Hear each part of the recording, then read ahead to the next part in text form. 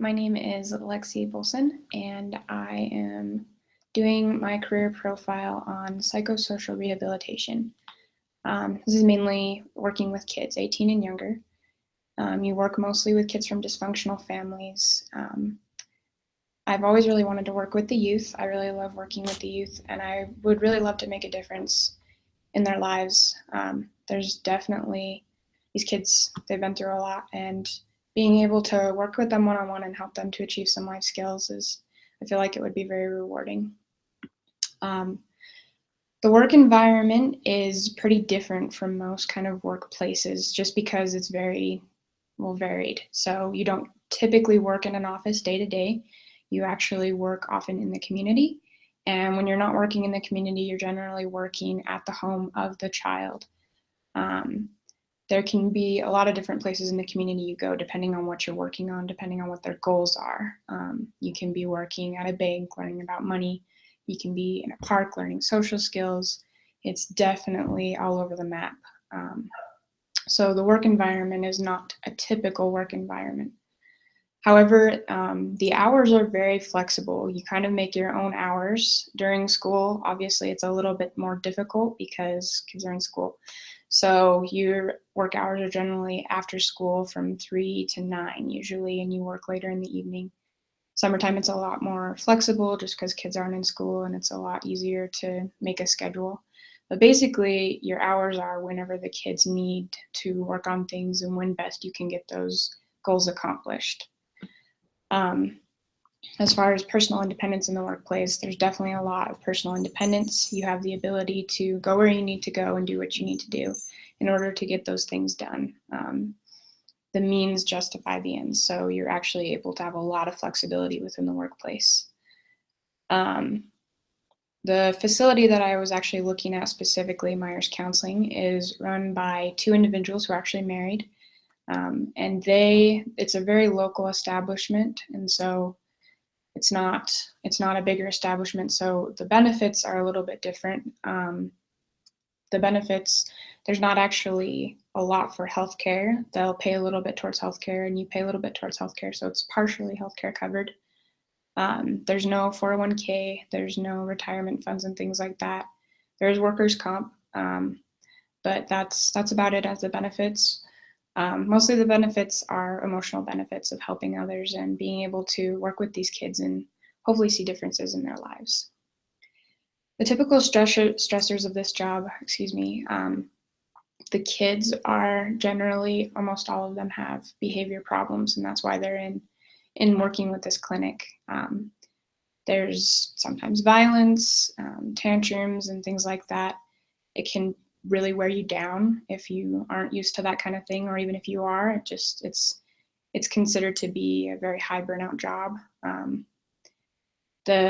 One of the other stressors is that the parents are sometimes very non-committed to helping their children, and working with the parents is very important with making connections with the kids and helping them to reach their goals and things that they've set. So sometimes it can be hard to make those goals and even harder to achieve those goals if the parents aren't really wanting to get involved and work with their kids. Another stressor is that you really need to work hard to be creative on your feet and you kind of come up with your own curriculum, so to say, for what you're doing. These kids, they each have goals that are given to them by the people who have come, and they've assessed the situation and they say, you need to work on A, B, and C.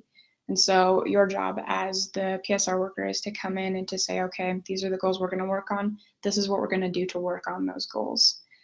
And I guess having a willing participant is probably a stressor as well. It's not often the kids want to go and work on these things.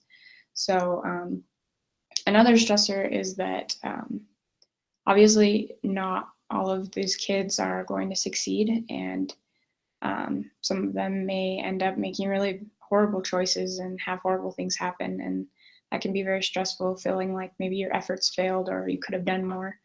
It can be emotionally stressing or psychologically stressing, but typically the way that the job works is that the benefits that you have from helping these children can far outweigh the costs of the high burnout and the pressure of working with parents and kids and things like that. The typical job tasks that you have as a PSR worker, you're mainly working with, I mean, depending on the individual that you're working with, a lot of times you're teaching anger management skills. You're working with kids on how to think about the situation that they're in, thinking before they speak, taking time to assess, figuring out how to express themselves rather than lashing out and being physical. Oftentimes there's needed to work on social skills because of the limited home environments that they're in and maybe the limited parenting contact that they had. Not a lot of them are familiar with basic ways to communicate with others in respectful ways and ways to communicate what they want or what they need, and just basic day-to-day communication to live and work in the social environment. Oftentimes you need to work on stress management. A lot of these kids haven't developed very healthy ways to develop with stress, and that can go hand in hand with anger management. Teaching them problem solving is a really big deal. Generally speaking, they don't have a whole lot of experience with working through problems, and they haven't often seen very good examples of how to work through problems. So you work on that. And you take notes on every session. You take notes on what was worked on, what the goals were, and what was achieved. And those notes need to be from every single session that you do with every client, every time you work with them. The educational requirements for this job is a bachelor's degree. And it's actually non-specific. If you have a bachelor's degree in psychology versus a social work degree versus a degree, basically they want you to have a bachelor's degree so that you kind of work when you get there and kind of learn on the job. There's no certification process. You come and you work hours. And the more that you work, the more that you learn. It's kind of a learn as you go kind of job. The starting salary range is $42,000. Experience salary range, it doesn't actually change because it's a local facility, but most often for this job, it will go up. In the facility that I talked to, it didn't, just because they were a local business. But as you go up and even as you learn more and get higher degrees, the salary will go up, and it ranges from $40,000 to $60,000. Most people will say that this career is not necessarily a career you want to stay with because of the high burnout, but it is a really good stepping stone job. It's a really good job to get you started and to get you into a career where you can see a lot of different types of education used to teach these individuals, and you can work to use it to get to a career that maybe has a less burnout job and maybe more typical employee benefits. But it's a wonderful job. It's a wonderful career. People see a lot of good work done from it, and the clients and the kids, they really appreciate it. And you can help a lot of people. It's a great career.